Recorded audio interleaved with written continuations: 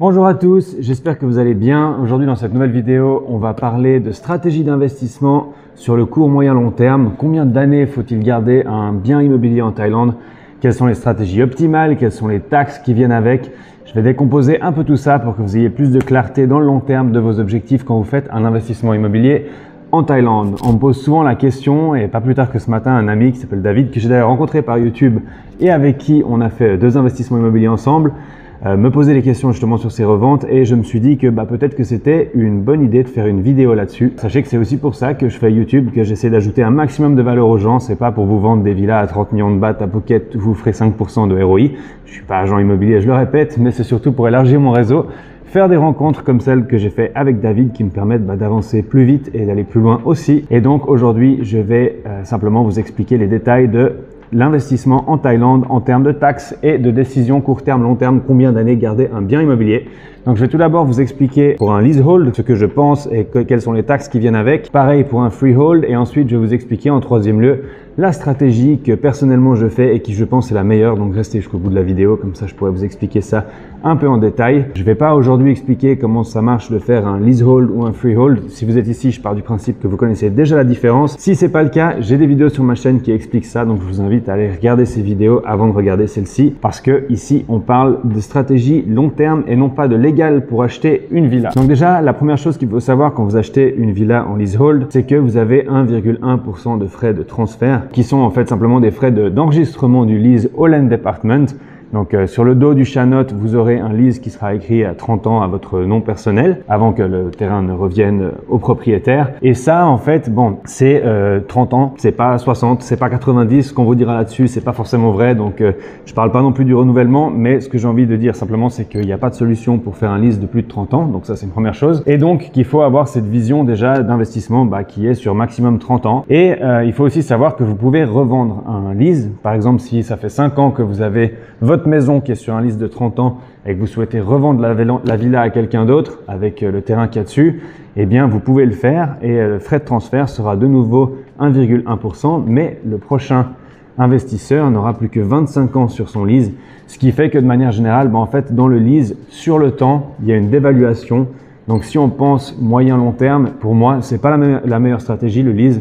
Je pense que ça peut être une très bonne stratégie si c'est écrit de manière claire et explicite avec le propriétaire qu'au bout de 30 ans, il a l'intention de récupérer son terrain, et que en conséquence, il vous fait par exemple un lease de 30 ans où vous payez mensuellement sur 30 ans et vous achetez le building, donc la villa séparément à votre nom propre, mais qui vous fait un prix très bas sur la villa parce que vous achetez que la villa et pas le terrain, que vous payez des mensualités sur le terrain, et que du coup vous mettez cette villa en location. C'est fait du coup 100% légal et 100% facile, et ça peut effectivement vous permettre de rentrer chaque mois des rentabilités, on va dire, assez intéressantes. Les revenus locatifs de la villa vont naturellement être largement supérieurs au loyer du terrain que vous allez devoir payer, mais dans 30 ans vous aurez tout perdu. Alors je pense que c'est une bonne stratégie si par exemple vous avez 60-70 ans et que vous cherchez à faire un plan de retraite, ou vous voulez faire quelque chose de un peu plus intelligent et un peu plus, on va dire, fructifiant que simplement dépenser votre épargne. Si vous la mettez dans une maison et un lease, vous allez effectivement toucher sur 30 ans beaucoup plus d'argent que si vous étiez simplement en train de vider votre compte bancaire pour vos dépenses de retraite. Donc dans ce cas-là, ça peut être intéressant. Mais aujourd'hui, j'aimerais plus parler de stratégie de taxes de revente et de durée d'investissement quand on part sur du freehold. Et donc le freehold, c'est un peu différent. Donc déjà, on part du principe que vous achetez le terrain, que vous le fassiez en société ou au nom d'un Thaï.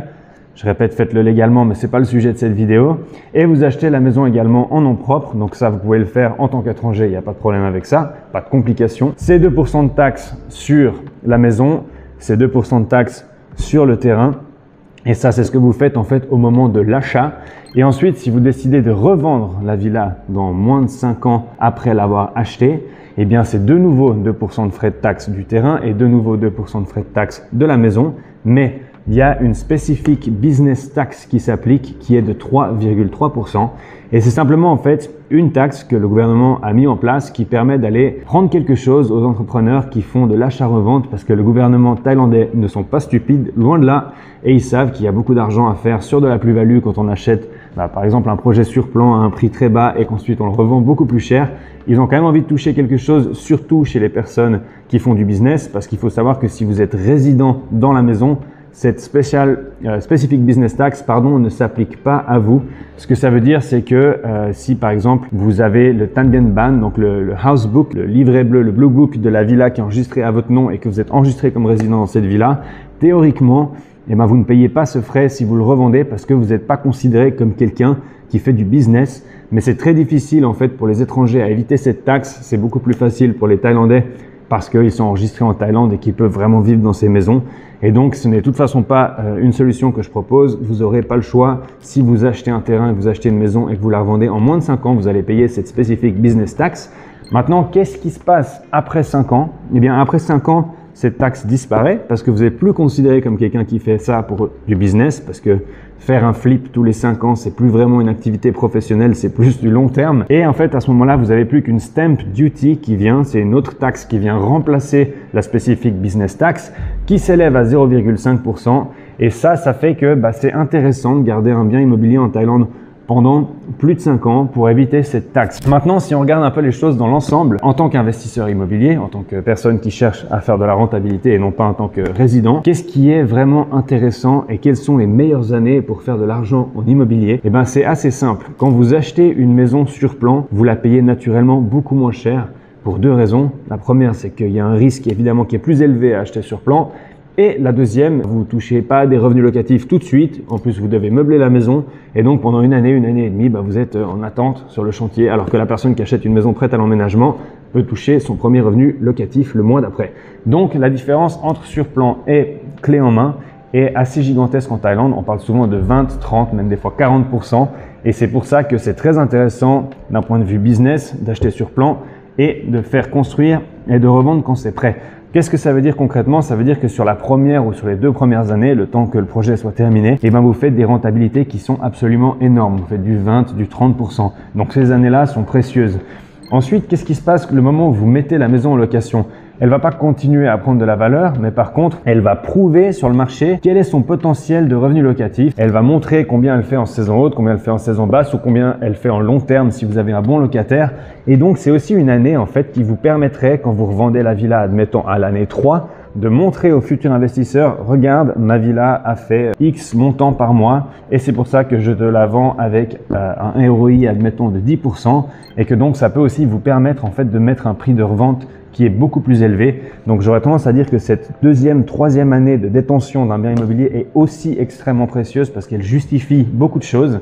Et ensuite, les 2 années qui suivent sont des simples années de revenus locatifs qui peuvent peut-être renforcer les chiffres que vous promettez aux futurs acheteurs. Vous l'avez fait sur 3 ans, ça a plus de solidité et de preuve que si vous l'avez fait sur 1 an.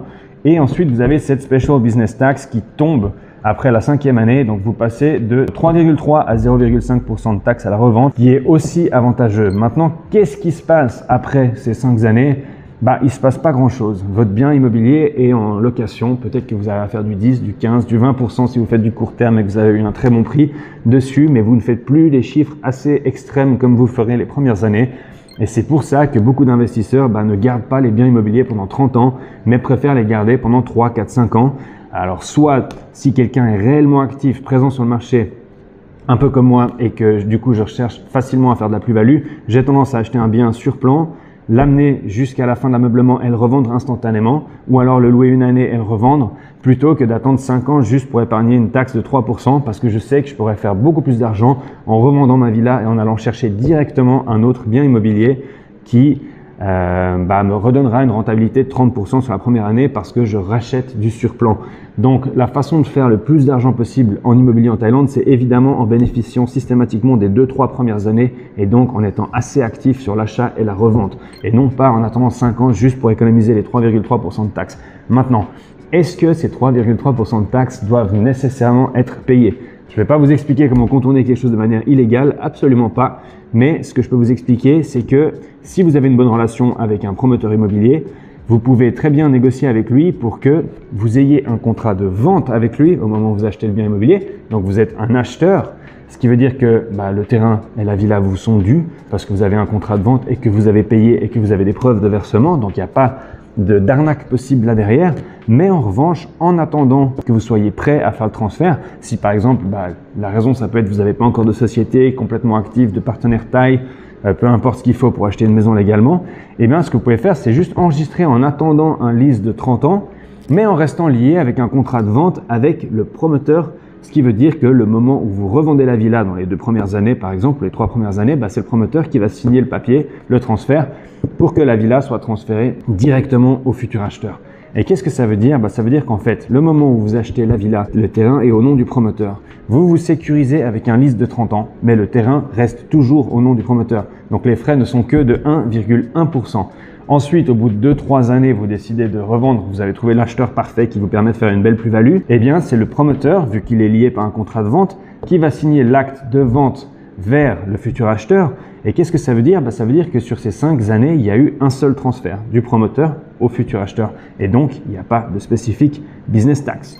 Et ça, pour moi, c'est la meilleure façon de faire les choses pour ne pas payer trop de taxes, pour faire de l'argent rapidement en bénéficiant des premières années en immobilier et les années surtout les plus fructifiantes où il y a le plus de rentabilité, et puis en restant actif en fait sur le marché et sans passer par des schémas compliqués de sociétés où vous avez des tailles nominees, c'est illégal, ou de sociétés inactives parce que vous n'avez pas d'activité en Thaïlande, ou que vos partenaires ne sont pas des vrais partenaires parce que vous n'avez pas de réseau en Thaïlande. Toutes ces complications qui font qu'une société puisse être dans une zone grise, voire plus, si c'est pas fait correctement, c'est carrément illégal. Et donc, vous esquivez toute cette partie complexe de l'investissement en Thaïlande. En plus, vous esquivez les taxes. Et en plus de ça, vous faites un maximum de rentabilité parce que vous profitez que des 1, 2, 3 premières années. C'est le meilleur conseil d'investissement et de business que je puisse donner par rapport à l'immobilier en Thaïlande si je parle purement finance et rentabilité. Donc, j'espère que ça peut vous inspirer pour vos projets immobiliers. N'hésitez pas à prendre contact avec moi. Je réponds à vos questions avec grand plaisir. N'hésitez pas aussi à vous abonner et à me laisser un petit j'aime sur la vidéo. Ça aide énormément au niveau de l'algorithme et au niveau de mon référencement. Et c'est une façon aussi de me rendre quelque chose pour le travail que je fais gratuitement et qui, j'espère, ajoute beaucoup de valeur. Je vous souhaite une excellente journée et je vous dis à bientôt pour une prochaine vidéo. Ciao!